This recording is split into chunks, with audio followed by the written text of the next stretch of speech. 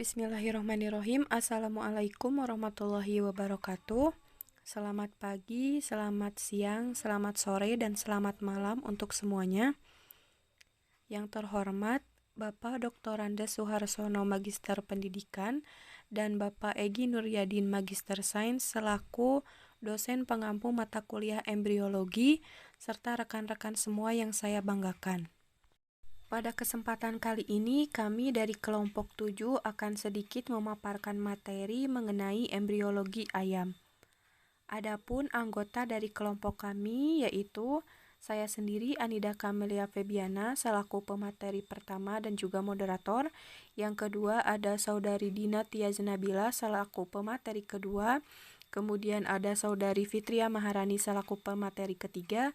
Kemudian ada Ratih Lestari Suherman sebagai pemateri keempat, dan yang terakhir ada Saudari Rismayanti sebagai pemateri kelima.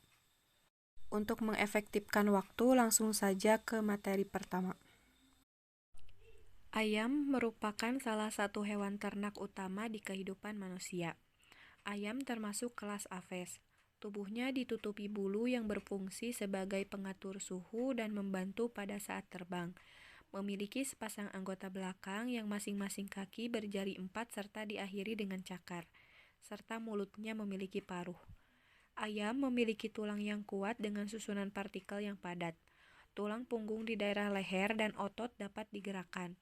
Tulang punggung tersebut membentuk suatu susunan kaku yang memberikan kekuatan terhadap tubuh yang cukup kuat untuk menopang gerakan dan aktivitas sayap. Karakteristik ayam. Ayam memiliki beberapa karakteristik, di antaranya tergolong hewan omnivora, termasuk unggas, memiliki bulu yang beragam, termasuk hewan bertelur atau ovipar, memiliki sepasang kaki yang ramping dan bersisik, memiliki jengger yang berwarna merah di atas dan di bawah kepala, memiliki cakar sebagai alat mengais makanan dan perlindungan diri, memiliki sepasang mata di samping kiri dan kanan, memiliki paruh yang runcing, memiliki sayap tetapi tidak digunakan untuk terbang. Untuk ayam jantan bisa berkokok, untuk ayam betina bisa berkotek. Dapat bertelur 8-12 butir dan mengerami telur hingga 21 hari. Karakteristik telur ayam. Telur memiliki struktur yang khusus karena mengandung zat gizi yang disediakan bagi perkembangan sel telur yang telah dibuahi menjadi seekor ayam. Bagian esensial dari telur adalah putih telur atau albumen, yang mengandung banyak air dan berfungsi sebagai peredam getaran. Secara bersama-sama, putih telur atau albumen dan kuning telur atau yolk merupakan cadangan makanan yang siap digunakan oleh embrio. Telur dibungkus dan dilapisi oleh kerabang yang berfungsi sebagai pelindung terhadap gangguan fisik. Juga mampu berfungsi untuk pertukaran gas untuk respirasi atau pernapasan. Telur ayam berdasarkan beratnya terbagi atas albumen 56-61%, yolk 27-32%, dan kerabang 9-11%. Adapun karakteristik telur diantaranya telur ayam biasanya berukuran 3 cm diameternya dan panjangnya 5 cm. Telur mengandung jumlah kuning telur atau yolk yang sangat banyak. Telur ayam berbentuk oval, sel telur mengandung nukleus, dan ditutupi oleh sitoplasma berwarna bening. Sistem reproduksi pada ayam. Sistem reproduksi pada ayam betina terdiri dari ovarium dan oviduk. Ovarium merupakan tempat pematangan sel telur atau ovum, sedangkan oviduk merupakan saluran yang menghubungkan ovarium dengan vagina. Oviduk terbagi menjadi infundibulum, magnum, isthmus, uterus, dan vagina. Di dalam oviduk juga terjadi proses pembentukan telur. Pada umumnya, sistem reproduksi pada unggas hanya berfungsi sebelah kiri, sedangkan sebelah kanan tumbuh kemudian lama-kelamaan mengalami regresi sehingga rudimenter. Sistem reproduksi ayam betina dengan sistem reproduksi ayam jantan memiliki perbedaan yang signifikan. Sistem reproduksi pada ayam betina terdiri dari ovarium dan oviduk, di mana oviduk merupakan saluran panjang yang menghubungkan ovarium dengan vagina dan berakhir pada kloaka. Oviduk terbagi menjadi infundibulum, magnum, isthmus, uterus, dan vagina. Oviduk yang dimiliki oleh unggas berbeda dengan mamalia karena tidak memiliki tuba uterina. Sedangkan sistem reproduksi ayam jantan lebih praktis dibanding dengan sistem reproduksi ayam betina, yaitu hanya terdiri dari sepasang testis, sepasang epididymis, sepasang ductus deferens, dan sebuah palus yang homolog dengan penis sebagai organ kopulasi, di mana organ testis pada unggas tetap berada di daerah asalnya, sedangkan chorda spermatica dan tunica vaginalis tidak ditemukan, sehingga pada unggas seperti ayam tidak ditemukan adanya testis yang menggantung di luar tubuhnya. Sistem reproduksi ayam betina. Sistem reproduksi pada ayam betina terdiri dari ovarium. Ovarium terdiri dari kurang lebih 1.500 folikel yang menempel pada permukaan ovarium dengan perantara tangkai yang tertanam di dalam jaringan ikat yang berpembuluh darah dalam ovarium. Masing-masing tangkai tersebut mengikat banyak folikel. Kemudian ada oviduk. Oviduk merupakan saluran yang menghubungkan ovarium dengan vagina dan berakhir di kloaka. Oviduk kanan pada ayam betina rudimenter, sehingga hanya bagian kiri saja yang berfungsi. Bentukan oviduk kanan yang rudimenter dapat dijumpai pada daerah kloaka, di bawah bagian usus besar terakhir atau kolon. Oviduk juga digunakan sebagai saluran bagi spermatozoa menuju ke ovum untuk fertilisasi. Selama melewati oviduk, ovum yang fertil akan mendapatkan tambahan berbagai nutrisi dan substansi yang mendukung pembentukan telur. Contohnya seperti pembentukan kerabang telur pada bagian uterus. Pada oviduk terdapat beberapa bagian, yaitu yang pertama ada infundibulum. Infundibulum merupakan bagian paling kranial atau depan dari oviduk dengan panjang 7 cm. Di dalam infundibulum, kuning telur atau yolk akan dibungkus memutar oleh lapisan tipis albumin atau lapisan kalaza, sehingga diskus germinalis selalu berada di bagian atas. Yang kedua ada bagian magnum. Magnum merupakan bagian oviduk terpanjang, yaitu sekitar 30 cm. Magnum berfungsi untuk menghasilkan albumin sehingga memiliki dinding yang tebal dan berlipat. Yang ketiga ada isthmus. Isthmus memiliki panjang sekitar 8 cm dengan diameter yang lebih kecil daripada magnum, sehingga dapat disebut sebagai penyempitan. Pada isthmus dibentuk dua membran homogen yang disebut dengan inner cell dan outer cell.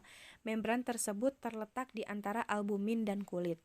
Yang keempat ada uterus. Uterus merupakan sebuah ruangan dengan panjang 8 cm. Pada bagian ini terjadi pembentukan kerabang telur yang merupakan lapisan kutikula. Selain itu, juga terjadi di posisi kulit dan pigmen telur. Yang terakhir ada vagina. Vagina merupakan bagian paling kaudal atau belakang dari oviduk. Vagina diakhiri dengan adanya bentukan kloaka di bagian akhir saluran reproduksi, di mana kloaka merupakan lubang buang urin dan feses yang disebut menur pada unggas, serta tempat berakhirnya saluran reproduksi. Vagina memiliki cincin sirkuler atau sphincter dengan lipatan di permukaannya untuk tempat menyimpan spermatozoa. Selanjutnya ada sistem reproduksi ayam jantan. Sistem reproduksi pada ayam jantan terdiri dari testis, epididymis, dan ductus deferens yang masing-masing berjumlah sepasang, serta sebuah palus yang homolog dengan penis sebagai organ kopulasi pada ayam jantan. Tidak seperti mamalia, ayam jantan memiliki testis yang berada di dalam tubuhnya, sehingga tidak dijumpai adanya chorda spermatica dan tunica vaginalis. Untuk lebih jelasnya, perhatikan gambar berikut ini. Yang pertama ada testis. Testis pada ayam jantan memiliki ukuran sekitar 5 cm pada saat musim kawin dan memiliki warna putih. Tetapi pada saat masa tenang dan molting, ukurannya dapat mengecil menjadi setengah ukuran awal dan memiliki warna kekuningan. Secara umum, ejakulat yang bisa dihasilkan oleh seekor ayam jantan tidak lebih dari 1 ml. Kemudian ada kloaka dan palus. Kloaka merupakan bagian akhir dari sistem digestif atau pencernaan dan urogenital. Seperti kolon yang merupakan bagian large intestinal terakhir, ureter, dan ductus deferens dari oviduct sinister berakhir di kloaka. Kloaka terbagi menjadi coprodeum, urodeum, dan proctodeum dengan selaput berbentuk cincin yang disebut dengan anular. Coprodeum merupakan lanjutan dari kolon yang digunakan sebagai saluran buang feses. Proctodeum merupakan lanjutan dari ductus deferens, sedangkan urodeum merupakan lanjutan dari ureter. Pada ayam, feses dikeluarkan bersama urin secara bersamaan. Kotoran ayam tersebut dinamakan dengan manur. Selanjutnya ada struktur telur ayam. Telur terdiri dari beberapa bagian, seperti kutikula atau kerabang telur, rongga udara, albumen tebal, albumen tipis, germinal disk, membran vitelin, kuning telur atau yolk, dan kalaza. Semua struktur dan komponen di dalam telur memiliki fungsi masing-masing. Untuk lebih jelasnya, perhatikan gambar berikut. Yang pertama ada kutikula atau kerabang telur, yang merupakan pelindung telur, di mana pada bagian ini memiliki pori-pori untuk keluar masuknya udara. Kemudian terdapat selaput di bawah kutikula yang disebut dengan membran cangkang, di mana selaput tipis tersebut tidak menempel di kerabang pada bagian telur yang tumpul, sehingga membentuk air sel atau rongga udara. Air sel atau rongga udara tersebut merupakan sumber oksigen bagi embrio. Di dalam membran cangkang terdapat yolk atau kuning telur yang berfungsi sebagai cadangan makanan bagi embrio. Dan pada bagian tepi kuning telur terdapat germinal disk yang merupakan bakal individu baru. Selain kuning telur, juga terdapat putih telur yang berfungsi menjaga embrio dari goncangan dan sebagai cadangan makanan serta air. Kemudian juga terdapat kalaza yang memiliki bentuk seperti tali untuk menjaga kuning telur tetap pada tempatnya dan menjaga embrio tetap berada di atas kuning telur. Selanjutnya ada albumen eksterior atau albumen tipis, merupakan lapisan cairan sempit yang bersebelahan dengan membran kulit.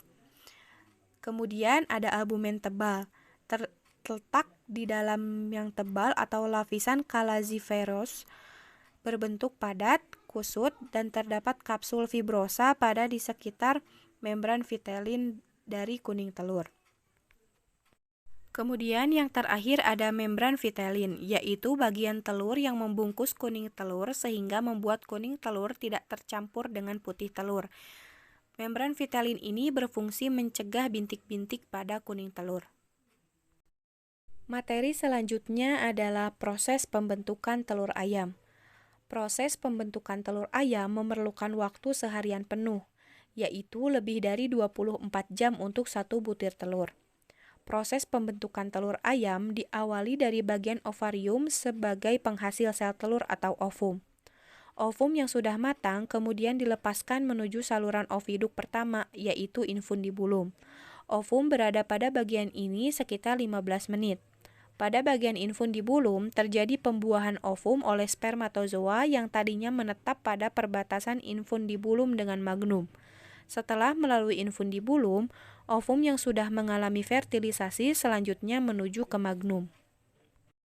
Pada magnum, telur mengalami penambahan unsur berupa putih telur yang banyak mengandung albumin. Pada bagian ini, telur memerlukan waktu kurang lebih 3 jam. Saluran oviduk yang harus dilewati oleh telur setelah magnum adalah isthmus. Pada bagian ini dibentuk dua membran homogen yang disebut dengan inner cell dan outer cell. Kedua membran tersebut berada di antara albumin dan kulit telur. Setelah melalui isthmus, telur kemudian akan masuk ke dalam uterus. Di dalamnya terjadi proses dehidrasi atau plumping putih telur sehingga menjadi kerabang telur. Pada bagian ini, telur menetap kurang lebih selama 20 jam. Setelah itu, telur dikeluarkan melalui vagina dan berlanjut ke kloaka, tepatnya melalui saluran urodeum. Mungkin cukup sekian materi yang dapat saya sampaikan. Untuk materi selanjutnya akan disampaikan oleh pemateri kedua. Baik, di sini saya akan menjelaskan mengenai fertilisasi pada ayam. Menurut Toeliher pada tahun 1985, fertilisasi merupakan suatu proses penyatuan atau fusi dari dua sel gamet yang berbeda, yaitu sel gamet jantan dan betina untuk membentuk satu sel yang disebut zigot. Secara embriologi, fertilisasi merupakan pengaktifan sel ovum oleh sperma dan secara genetik merupakan pemasukan faktor-faktor hereditas pejantan ke ovum. Lalu selanjutnya, kelompok unggas merupakan hewan ovivar. Walaupun kelompok unggas tidak memiliki alat kelamin luar, fertilisasi tetap terjadi di dalam tubuh. Hal ini dilakukan dengan cara menempelkan kloaka pada unggas betina hanya ada satu ovarium, yaitu ovarium kiri. Ovarium kanan itu tidak tumbuh sempurna dan tetap kecil yang disebut rudimenter. Ovarium dilekati oleh suatu corong penerima ovum yang dilanjutkan oleh oviduk. Nah, ujuk oviduk membesar menjadi uterus yang bermuara pada kloaka. Pada unggas jantan terdapat sepasang testis yang berhimpit dengan ureter dan bermuara di kloaka. Nah, fertilisasi ini akan berlangsung di daerah ujung oviduk. Pada saat sperma masuk ke dalam oviduk, ovum yang telah dibuahi akan bergerak mendekati kloaka saat perjalanan menuju kloaka di daerah oviduk. Nah, ovum yang telah dibuahi sperma akan dikelilingi oleh materi cangkang yang berupa zat kapur. Nah, di sini berikut ada gambar fertilisasi ayam jantan ke ayam betina. Lalu menurut Nalbandov pada tahun 1990, hanya beberapa lusin sel sperma yang dapat mendekati ovum dan hanya beberapa sperma yang bisa masuk ke dalam zona pellucida, yang akhirnya hanya satu buah sperma yang dapat membuahi ovum. Nah, di sini ada menurut Nuryati et al. Pada tahun 1998, nah begitu pula pada unggas.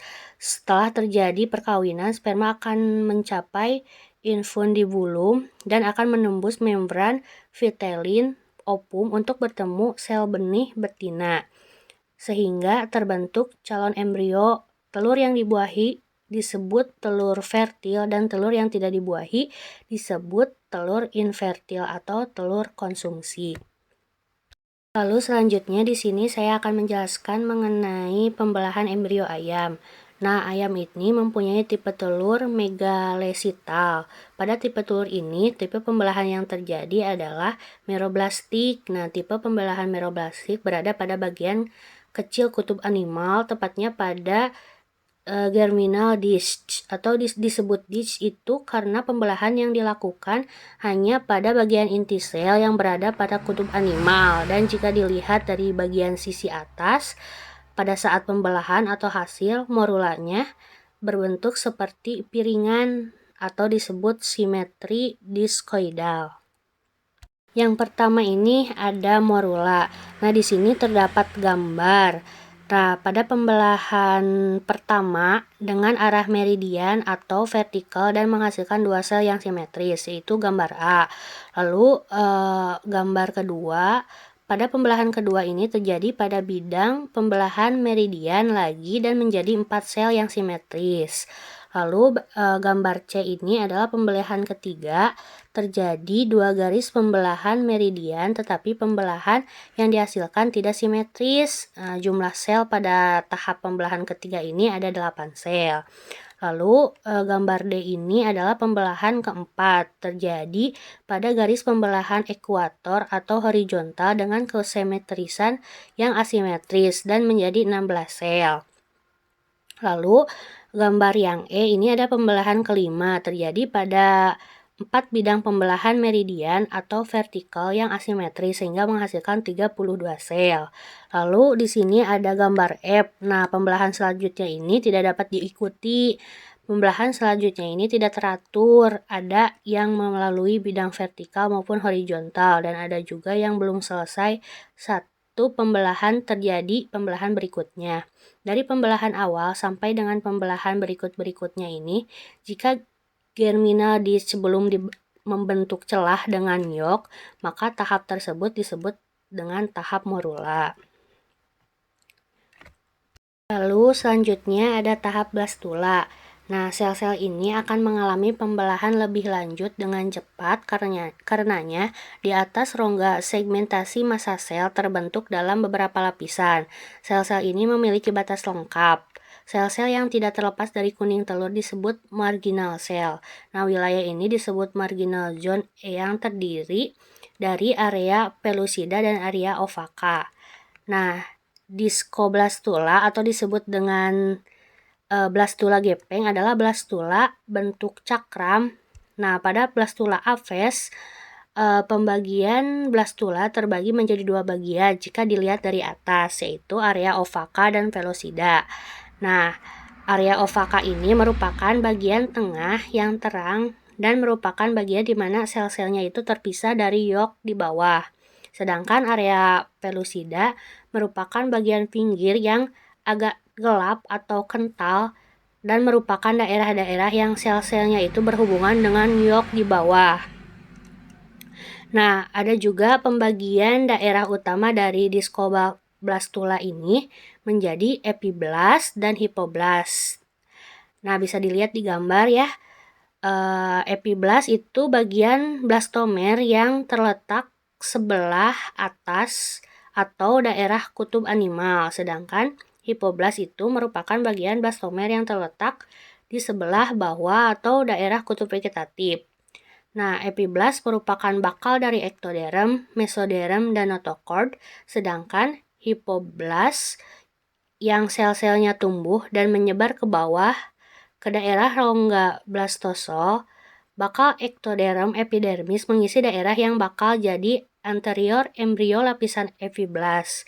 Nah, bakal ectoderm saraf berupa sabit terletak di posterior ectoderm epidermis. Nah, bakal notochord dan prekorda di posterior ectoderm saraf, sedangkan bakal mesoderm di bagian paling bawah atau bagian posterior lapisan epiblast di bawah rongga hipoblast, dan ada rongga yang disebut rongga archenteron. Lalu di sini selanjutnya ada grastula. Nah, grastula dimulai dalam 4 atau 5 setelah inkubasi dan selesai sekitar 22 jam. Nah, ciri utama dari grastulasi pada ayam adalah adanya daerah unsur primitif atau primitive stretch. Nah, daerah ini mula-mula tampak sebagai suatu penebalan pada bagian tengah dari area pellucida bagian interior yang disebabkan karena adanya migrasi sel-sel dari daerah posteriolateral ke bagian tengah area pellucida. Bagian penebalan-penebalan menyempit, bergerak ke anterior dan mengerut membentuk suatu parit yang disebut daerah unsur primitif. Nah, lekukan disebut lekukan primitif dan berperan sebagai blastophorus. Pada ujung anterior terjadi penebalan yang disebut nodus Hansen's.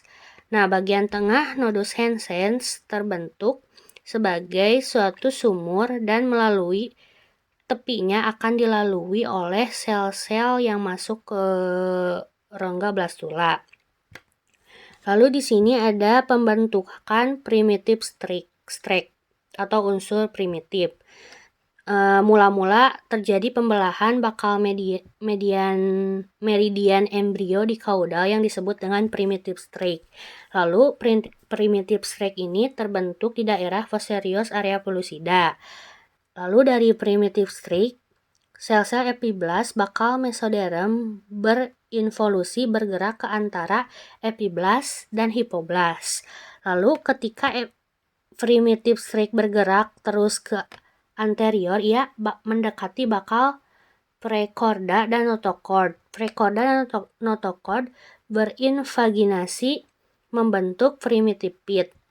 Nah, primitive streak yang lengkap terbentuk ketika embrio berumur 18 jam. Lalu selanjutnya grastula selesai sekitar 22 jam. Pada saat itu seluruh daerah bakal pembentuk alat sudah tersusun daerah bakal pembentuk alat di daerah masing-masing. Terima kasih untuk materi sebelumnya.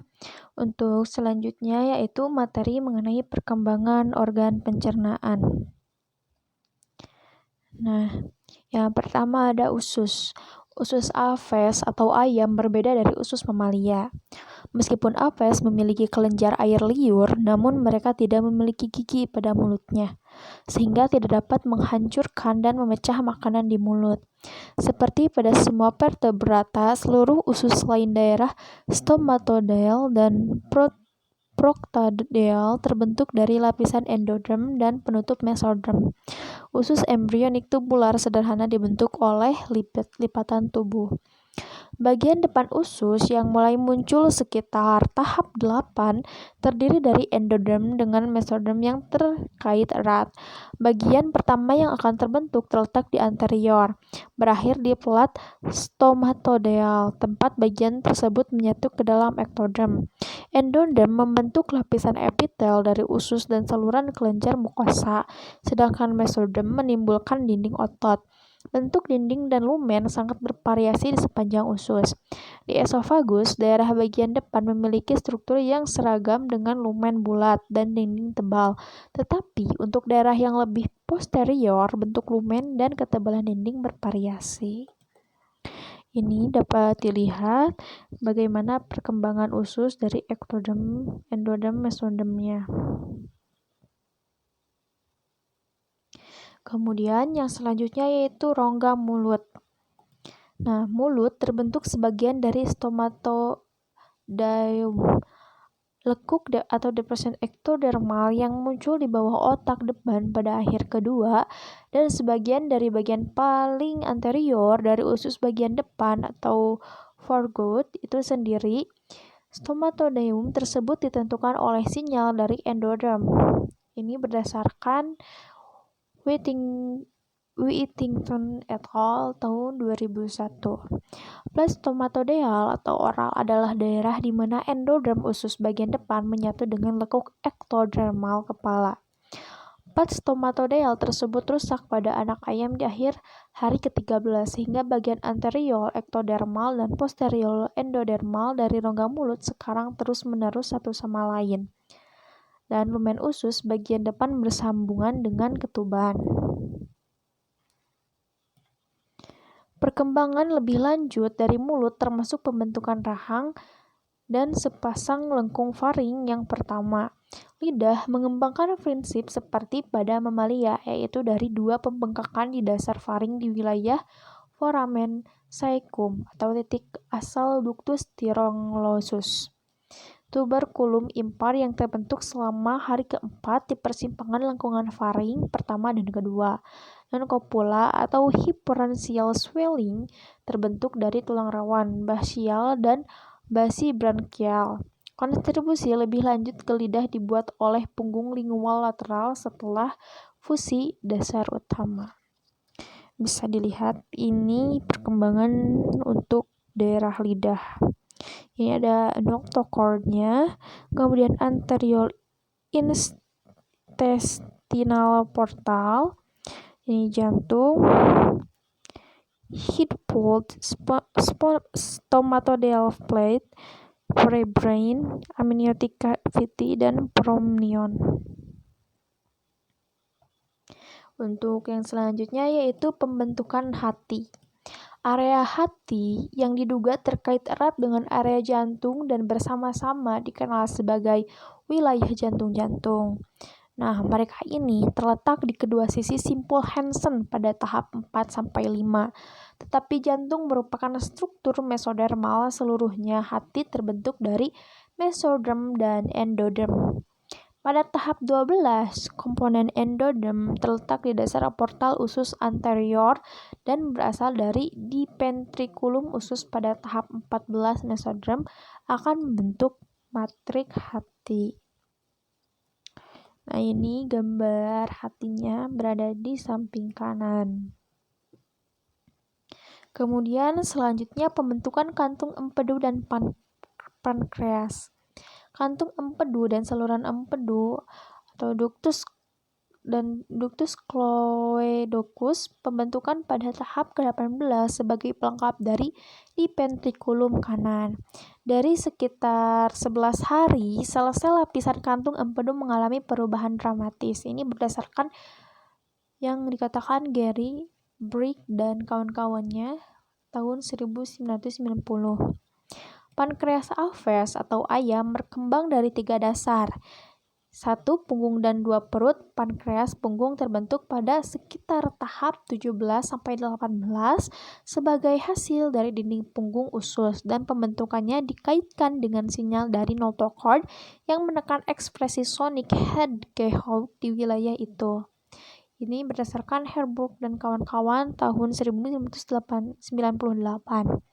Dasar pankreas ventral kiri dan kanan menguap dari dasar di ventriculum hepatic dan terletak jelas menjelang akhir ke-4. Berdasarkan pattern tahun 1950. Tunas awal pankreas dari epitel khusus dikaitkan dengan faktor transkripsi. 3 dasar pankreas mulai menyatu selama hari ke-6, meskipun prosesnya baru selesai sekitar 9 hari. Jumlah saluran pankreas yang dipertahankan tergantung pada spesies apes. Nah, ini adalah perkembangan saluran empedu dan pankreas. Empedu gallbladder. Kemudian untuk selanjutnya yaitu pembentukan organ pernapasan. Selom atau rongga tubuh mulai berkembang sebagai bentuk mesoderm lateral.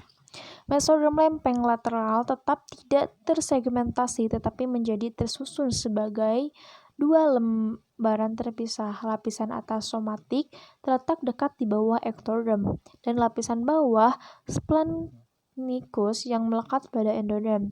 Jarak kedua lembaran tersebut adalah selom atau rongga tubuh. Sebelum tubuh embrio mulai melompat, selom diatur sebagai 2 daerah terpisah, selom kiri dan selom kanan, dan masing-masing meluas ke distal di luar jaringan yang akan berkontribusi pada tubuh embrionik dan ke dalam wilayah ekstraembrio. Nah, paru-paru pada gambar di samping mulai muncul pada hari ketiga sebagai pasangan dipasangkan dari laryngotracheal alur. Setiap bronkus dapat dibagi lagi menjadi 2 daerah, yaitu mesobronkus yang merupakan bagian menjadi sebagian tertutup di paru-paru dan yang utama atau luar paru, bronkus paru-paru.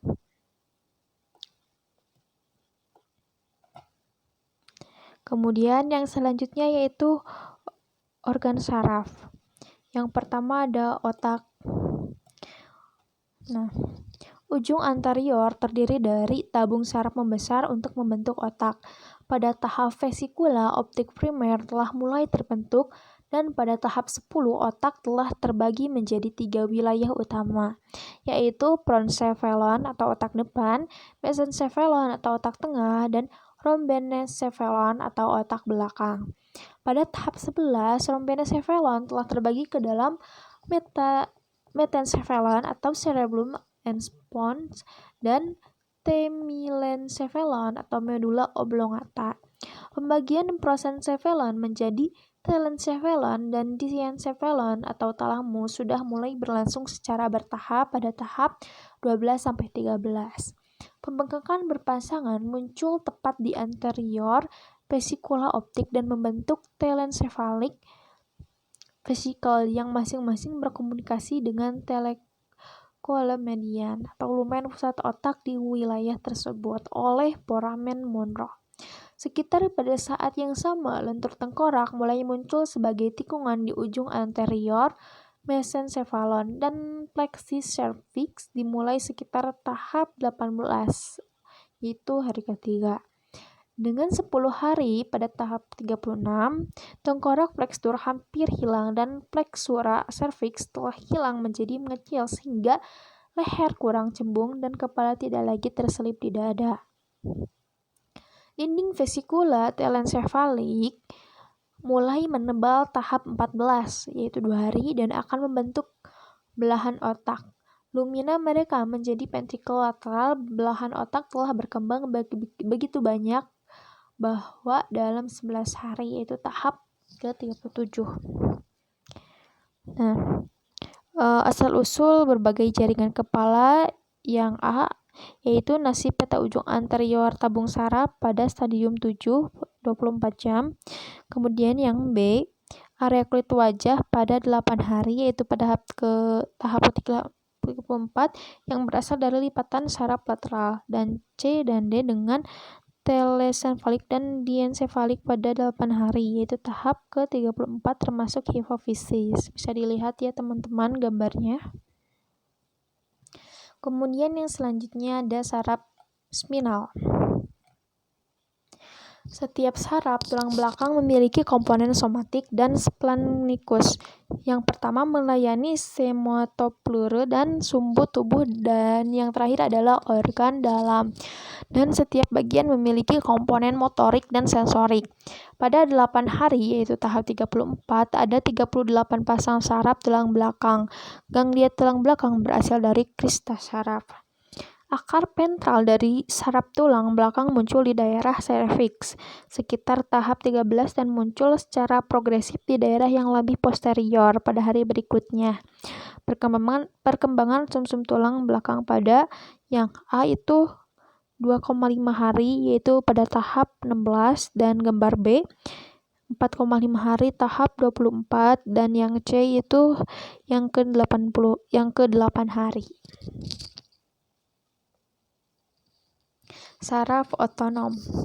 Bagian ini merupakan asal puncak saraf. Tingkat puncak saraf yang menimbulkan berbagai ganglia otonom serta sel-sel adrenomeduler ditentukan secara eksperimental dengan menukar strip tabung saraf bersama dengan puncak saraf terkait.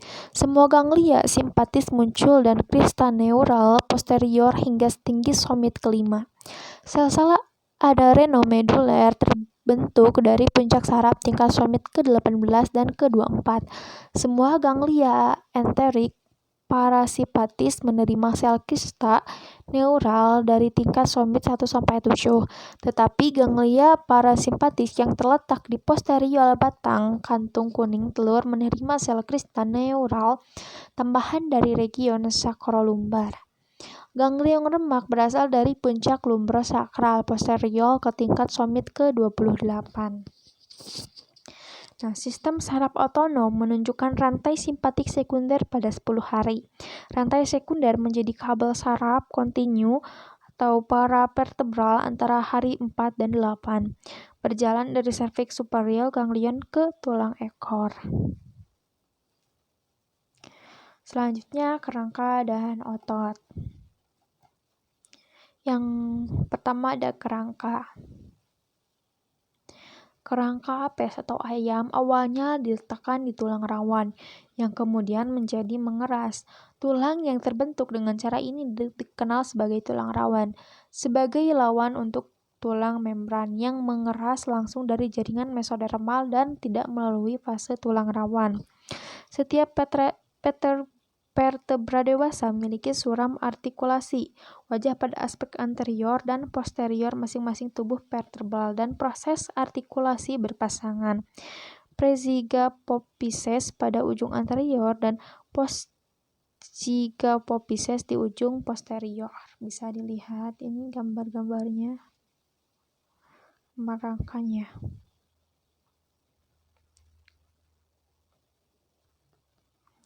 Kemudian yang selanjutnya yaitu pembentukan otot. Sebagian otot dalam tubuh terbentuk dari somit, terutama otot rangka pada daerah punggung dorsal, lateral, batang tubuh, dan tungkai. Di sisi lain, mesoderm pelat lateral menimbulkan otot-otot dinding tubuh lateral dan ventral serta tendon tungkai. Selubung otot juga berasal dari mesoderm pelat lateral, sedangkan mesoderm pelat lateral ekstraembrionik memunculkan otot-otot amnion dan alontois. Puncak saraf mesoderm prekordal, mesenkim, kepala paraksial, dan somit paling anterior semuanya berkontribusi pada otot kepala. Preskursor otot-otot ini disusun dalam urutan antero-posterior yang sesuai dengan lokasi saraf motorik di masa depan. Nah, sebagian besar otot dalam tubuh terbentuk dari somit, terutama otot rangka daerah punggung dan dorsal lateral batang dari anggota badan. Sekian pemaparan materi dari saya. Selanjutnya saya serahkan ke pemateri yang selanjutnya. Terima kasih. Baik, terima kasih kepada pemateri sebelumnya. Kita langsung saja ke materi selanjutnya, yaitu mengenai perkembangan sistem integumen. Yang pertama ada perkembangan epidermis. Epidermis berasal dari ectoderm, yang awalnya satu lapisan tetapi mulai menjadi dua berlapis pada sekitar tahap ke-12. Lapisan luar adalah periderm. Lapisan sementara epitel squamosa dengan sel-sel yang terbentuk adalah tabung saraf yang menutup dan berfungsi sebagai pembatas antara jaringan internal dan cairan ketuban. Menurut Segel 1976. Kemudian perkembangan dermis. Dermis terbentuk terutama dari puncak saraf mesenkim di daerah wajah, dari prekordal mesoderm atas tengkorak, dan dari dermatom atau lempengan latelar di daerah bagasi. Dermis dari daerah epaksial atau dorsal berasal dari dermatom, dan dermis dari daerah hipaksial atau lateral berasal dari lapisan somatik dari pelat lateral mesoderm, menurut Chris et al. Tahun 1983. Selanjutnya ada perkembangan bulu. Bulu serta sisik terbentuk dari beta keratin. Dasar bulu pertama muncul sekitar 5 hari sebagai satu baris di wilayah lumbar, dipisahkan oleh ruang di mana tidak ada bulu berkembang. Sebagai tambahan baris, diletakkan dasar-dasar baru yang selalu berseberangan dengan ruang di antara dasar-dasarnya di baris selanjutnya. Urutan pola dijelaskan oleh Myerson dan Fallon pada 1985, yaitu setiap baris dibuat dengan tepat, sehubungan dengan baris selanjutnya sehingga bulu menjadi diatur dalam pola heksagonal baris miring dan longitudinal. Kemudian ada perkembangan paruh. Ektoderm wilayah paruh sudah mulai terbentuk pada hari ke-6 di sepanjang rahang atas dan bawah. Pada hari ke-7, egg tooth mulai berkembang dengan cepat dari sekitar 3 mm panjangnya 10 hari menjadi sekitar 3,5 mm pada 14 hari. Perannya adalah untuk menembus cangkang saat menetas. Paruh mulai dikornifikasi pada hari ke-10 dan telah mengeras pada hari ke-14. Selanjutnya ada perkembangan sistem endokrin.